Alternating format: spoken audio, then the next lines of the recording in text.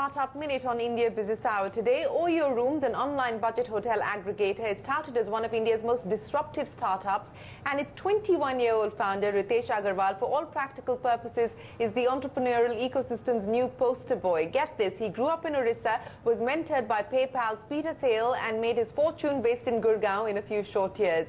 Oyo Rooms today does more nights per month than the Taj group of hotels, and in the last year itself has grown 100-fold. CNBC TV 18's Young Turks caught up with Prashant Tandon of HealthCart and Ritesh Agarwal at the ISP Mohali for a chat on dealing with scale and managing the big VC dollars. Take a look.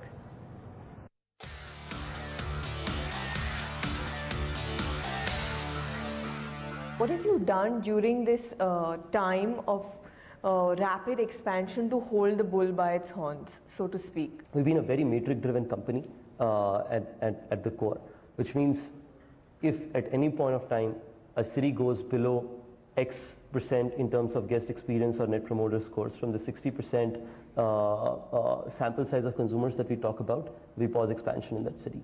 Whenever we see X percentage utilization in hotels decrease in a city, we pause supply side. If our demand is growing more than 95% utilization in the same city, there's a push that comes towards supply. So I think being data driven and being able to make sure that you have the right people who can consume that data and go out and get shit done, I think that's been very, very powerful for us. Sometime back in a newspaper article, you claimed that you had one of the lowest customer acquisition costs. I think this was before the funding came in.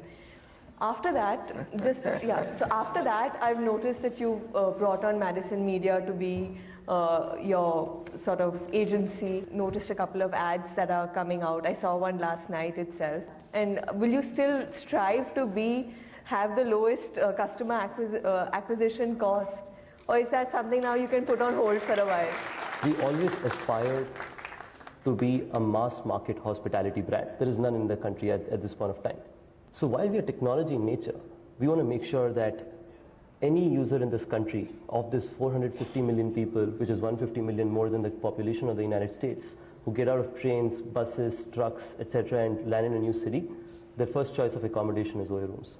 So I think that's one. That's the reason why the mass media campaign went out, and this has been something that's in the cards for a long time now. We just felt that, like Prashant said, we wanted to get a consumer experience right. We wanted to make sure that we are large enough to ensure that we bring a bouquet of geographic availability. It just so happens that it's happening post the SoftBank raise.